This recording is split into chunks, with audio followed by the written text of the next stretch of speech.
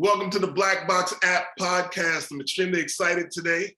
It's our first episode of the year 2022, and we kicking the door in. We rocking through with my God, Don Carter, transformational executive coach for executives and entrepreneurs, but specifically Black executives and entrepreneurs. Don, welcome to the Black Box app podcast, my friend.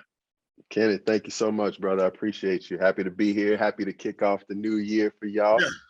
Most definitely. Happy New Year to you, man. You know what? This is I think this is the right way to kick it off. I didn't plan it this way, but I think you and what you're all about sets us up for a great year. So if you don't mind, just give the audience a little peek into what it is you do. Yeah, so I work primarily with Black executives and entrepreneurs, like you said, helping them get to the next level of their own personal and professional evolution. And I specialize in doing that by addressing unidentified and unresolved trauma and grief. And when I talk about trauma and I talk about grief, those are some buzzwords, or we think we know what we're talking about with them. But we'll get into a little bit of that. But it's just the things and the stories that we've acquired about who we are and our experiences that contribute to how we engage life. And so, you know, trauma is obviously there's clinical definitions, but what I like to think of trauma as is any experience that set us up in a way that now we respond to a similar thing that we experience from that over and over and over again because of that trauma. It just sets the tone. It's a marker. And usually that tends to be something that is challenging or what we would consider negative. Grief, in brief, is just, in my opinion, all of the things that we are going to work on our behalf when we go through significant changes. And so obviously death is a big one, is a significant change that happens in our life, but grief can happen in a lot of ways, even when we're just changing careers. So those are the things I specialize in, helping people identify and then move through so that they can evolve into the next thing that they're becoming. You know, I think what you're doing is extremely valuable. And I'm just wondering, you know, historically, as Black men, we've had that particular piece where, you know, we're going to be strong. We're not going to show that weakness. We're not going to seek assistance or help or even support from others in sharing where we're having our challenges. So how has that been for you, man? How are you getting people to kind of open up, and what platforms are you using that allow people to find you? Right. Well, how I get people to open up, I don't really actually do anything for them to open up. I just make a space where they choose to feel seen and accepted, and then they take the risk or have the faith that opening up and being transparent about what's really going on is what they do. But I really I'm honored to be able to do that for men, especially because, like you said, historically we have this sort of machismo idea of what it means to be a man. And so we don't allow ourselves even to just be free to be what we are, and what we feel and what we think. And so those are some of the things that keep us from actually taking our lives to the next level, whatever it is, career or personal. The platforms that I am on, I've been on Facebook for several years now. And that's where I have a lot of engagement. Really just digging into LinkedIn this last probably 3 to 4 months to have some engagement and some content there. So between those two places, that's where people can find me. I also have Instagram with the Black Business Breakthrough is what I call my engagement with people. And that's really just about helping, you know, eliminate those limitations that we put on ourselves. You know, and thinking about prior conversations that we've had, and you know, I'm kind of revisiting those conversations and thinking about how you got to where you're at today, because in a sense, and I'll have you speak on this, but in a sense, your former career, if people approached it with that mindset, I think we would have prevented some unfortunate instances from happening if people just approached it with from a, I don't want to say a therapeutic sense, but definitely a caring sense. So if you don't mind, share your career journey with our audience. Absolutely.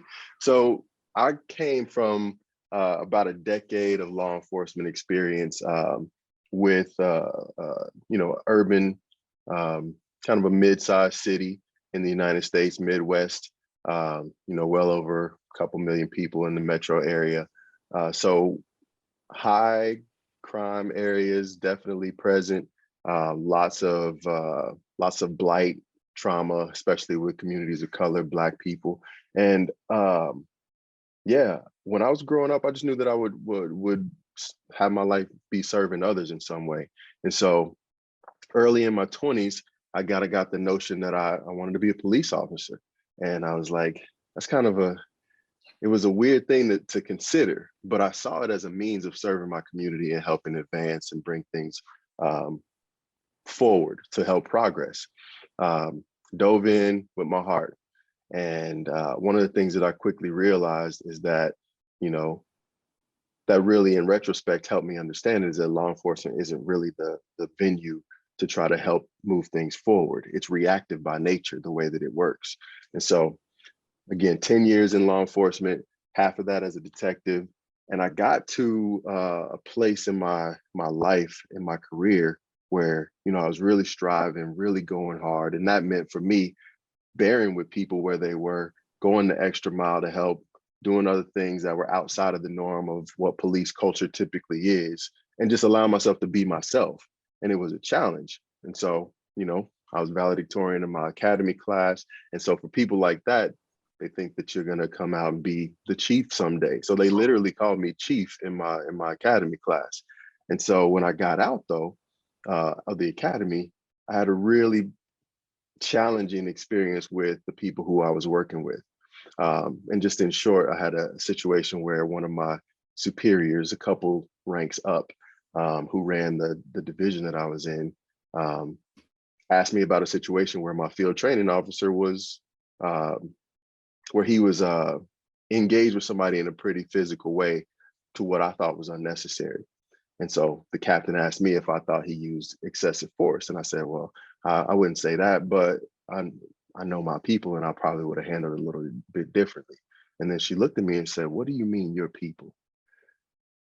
And that question really pierced me because I was like, oh, I must have said something wrong right there. Right. Because that got around. And so I spent my law enforcement career really not assimilating to the culture.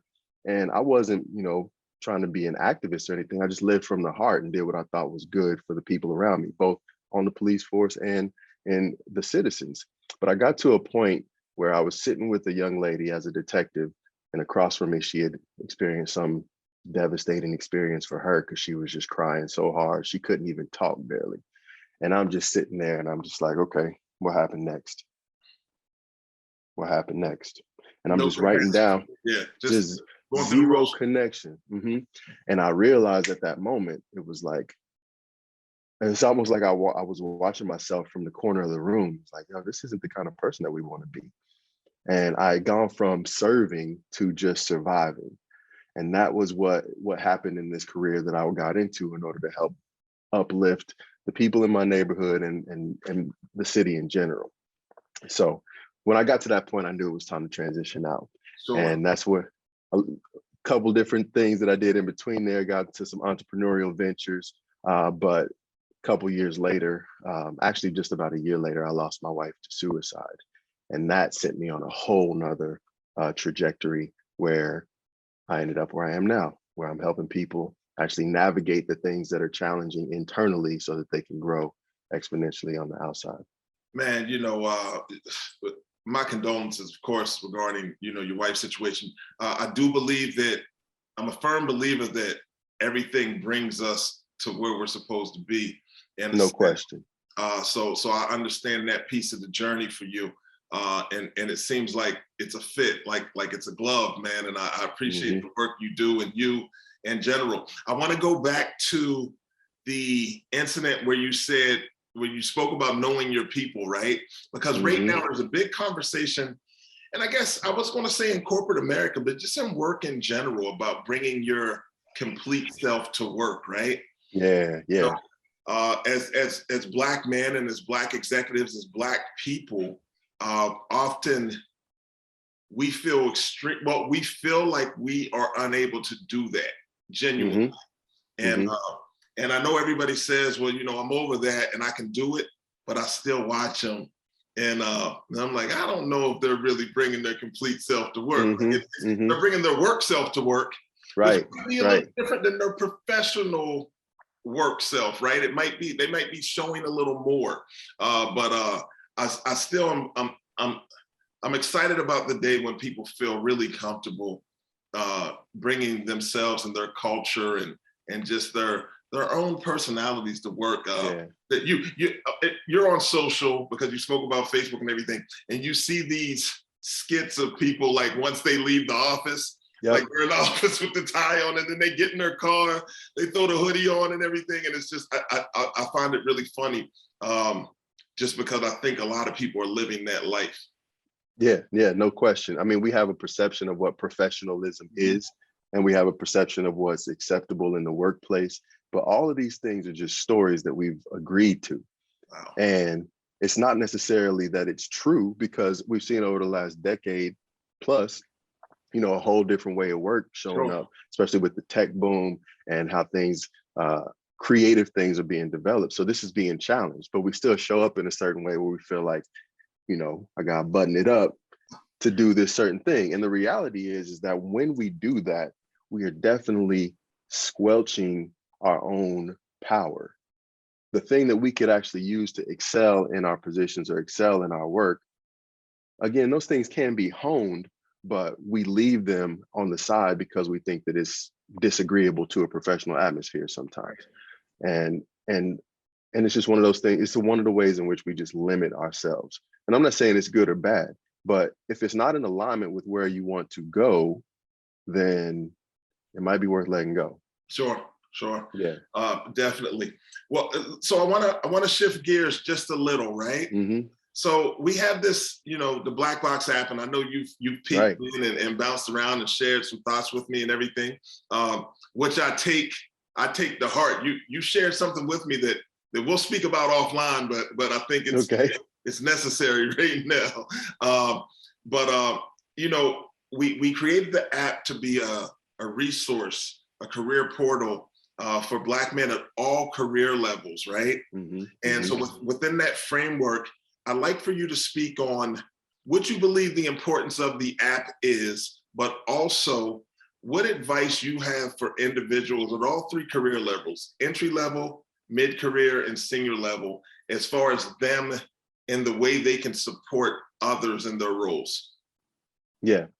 So first off, the Black Box app in and of itself, um, fantastic execution on the idea, but having a hub where specific people know where they can go to, one, have perspectives that reflect some of their own, and to be seen themselves and to get access that they maybe wouldn't get otherwise, definitely needed. Thank you. And more than needed, is I think it's imperative to the next stage of where we need to go, especially in the United States as Black people, as Black men, because there are new opportunities that are burgeoning.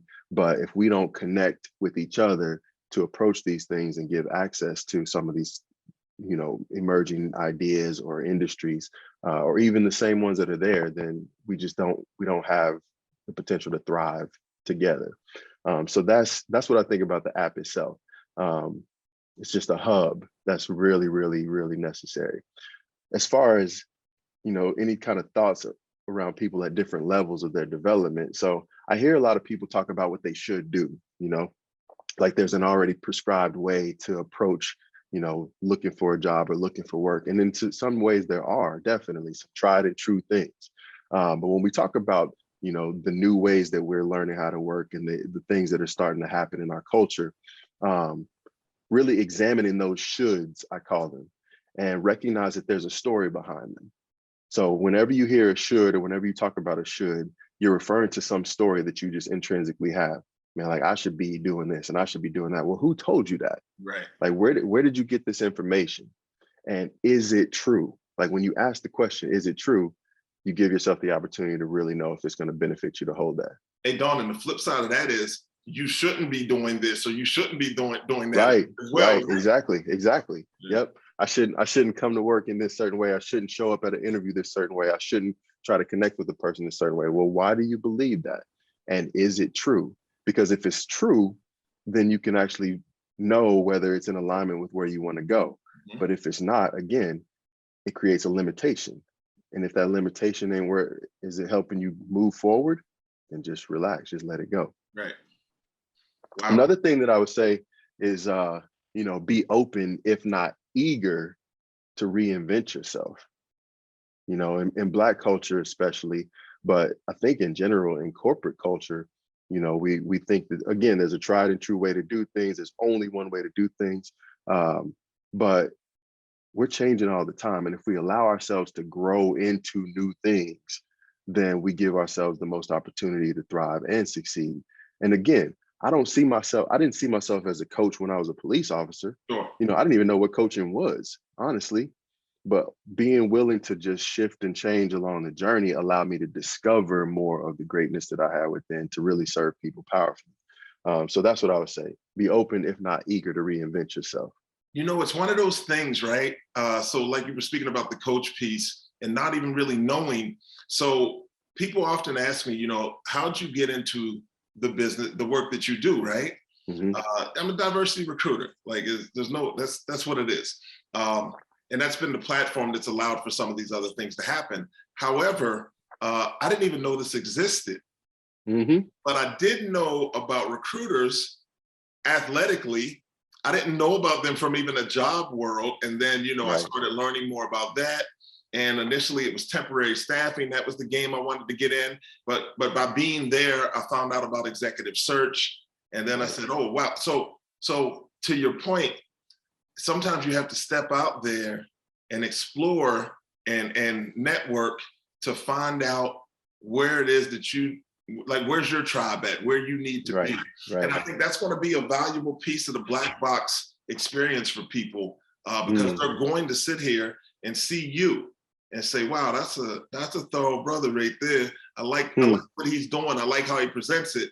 And maybe that's a lane for me. And then they can reach out to you directly. And in 2022, literally, they can just jump on LinkedIn and Facebook and reach out and touch you. And this is an amazing thing. And hopefully, even through the app, people will be able to connect and start to find out about career paths that aren't traditionally the ones that they've been kind of prodded to by family. Yeah, conditioned to. Like you don't know what you don't know, right? Mm-hmm. We don't know what we don't know. And so if we only limit ourselves to what we think we already understand, then there's limitless opportunity that we're missing out. And that's the thing. So that's why I said, be eager to reinvent yourself. It's like who you are in essence is who you are. But when you're talking about what you do, like those things get to come out even more. Like you discover more of yourself as you went on this journey. And that's just the nature of it. But we've been, even since we were kids, like, oh, what do you want to be when you grow up? I got to have it all put together from the jump. No, you tap into here, you tap into the people in your sphere and your network, and then you just keep moving forward, and then you discover things. So having that willingness to discover and to learn along the way is, I think, what gives people the best opportunity to thrive. You can become more than what you even expect. For sure. So let's jump back in your lane again. I want to speak about this wellness, and I want to speak about it from, I don't want to talk group talk. I want to talk individually. If someone's taking this conversation in at any point, are there things that people need to do? And this isn't a black or white conversation at all. This is just a wellness conversation. What do people need to do, especially to start off the new year? Are there any tips or advice that you have for individuals about the way they should move forward and being a better them in 2022? Yeah, man. I mean, there's so many different things, and obviously each individual is different. But again, when we think about what we are capable of, I would just help people understand you don't even know yet, right? You don't even know what's possible yet. And I tell people often that if you fight for your limitations, you get to keep them. Wow. Yeah. If you fight for them, like, nah, I got to do this, I can do this, and I can't. Like anybody who says I can't is out of pocket. It's just not true, because you don't know the future. But if you open yourself up to the sense of possibility and something practical, going back to that should exercise, like if you're saying something to yourself about what you should or shouldn't be doing, that's a story of your conditioning, right? And so moving into the unknown, you said this isn't a black or white thing. It's really just a human thing. And historically for us, we've been conditioned to believe we're not human or that we're less than human. So we don't even allow ourselves to be fully present with what we are all the time. But tap into this, right? When you feel afraid, you get an idea of something and you feel afraid, that's a telltale sign to move forward. Yes. Yes. So again, when you feel the fear of something, when you're like, no, that's like your sign. You're like, yep, instead. And so if you move toward those things, you will definitely discover some of that greatness that you didn't know you had. You know, we do career coaching, and it's going to sound so simple, right? But I was Totally.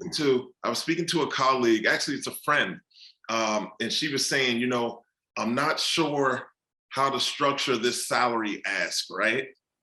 Mm-hmm. And I said, look,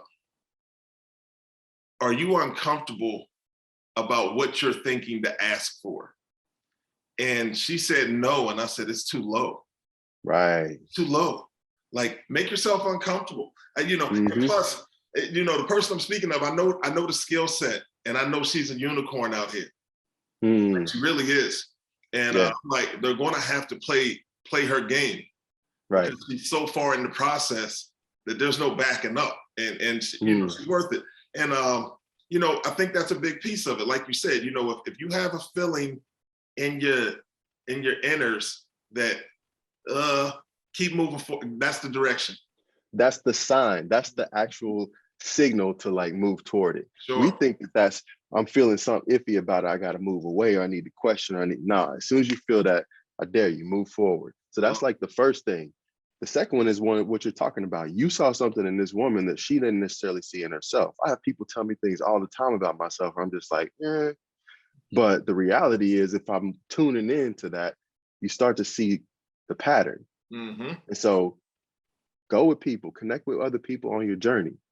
Like, if you feel afraid, move forward. And like you said, if you ain't feeling afraid, then you're just still in the known. You're still in what you're comfortable with. You're not growing. Connect with others on the journey. And then the last one is just risk being seen. Wow. All right. Talk about that. Risk being seen. Yeah, risk being seen. So going back to what we said at the beginning, you know, we hide behind these filters of what we think we are, this identity of what we should and shouldn't be, what we can and can't do. Those are all things that we've taken on because of that conditioning, right?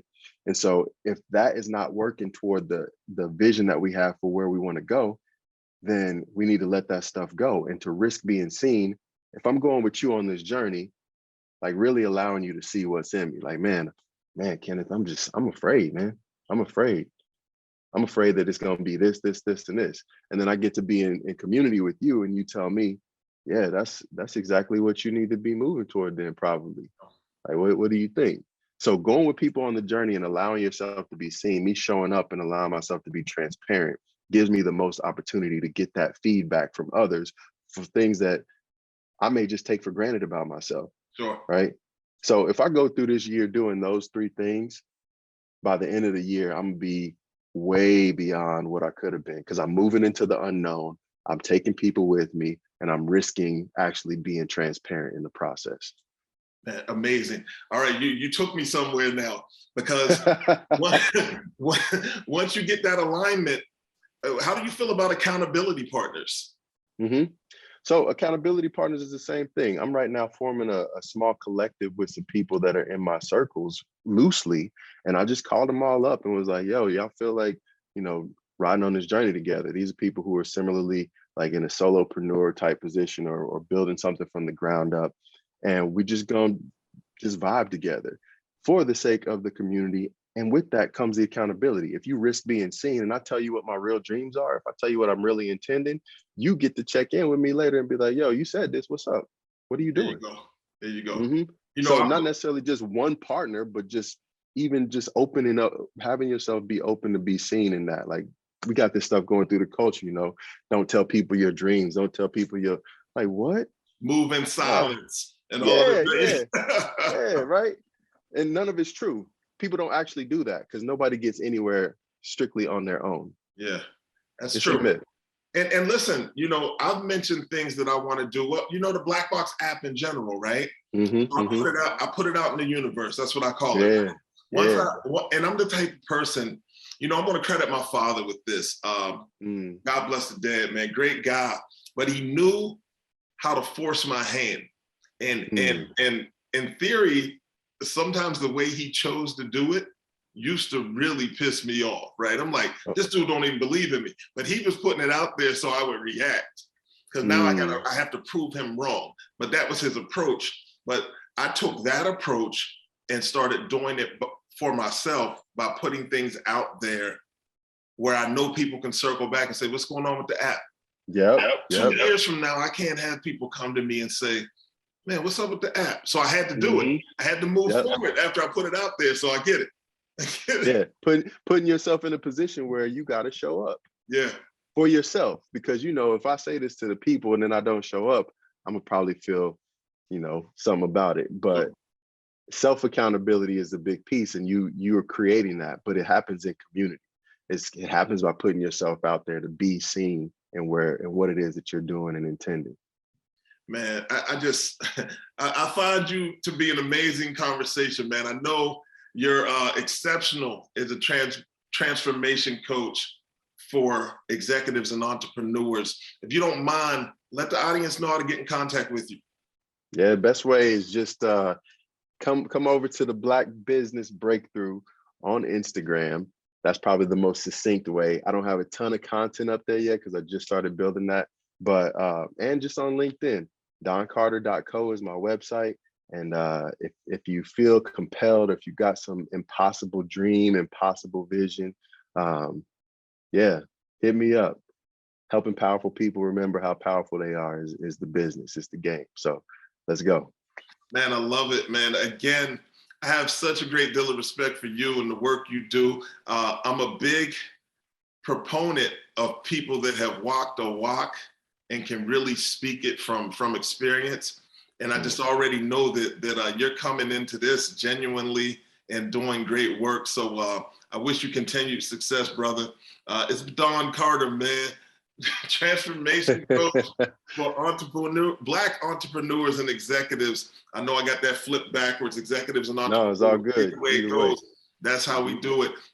Man, thank you for coming through on the Black Box App podcast, my friend. My pleasure. My pleasure.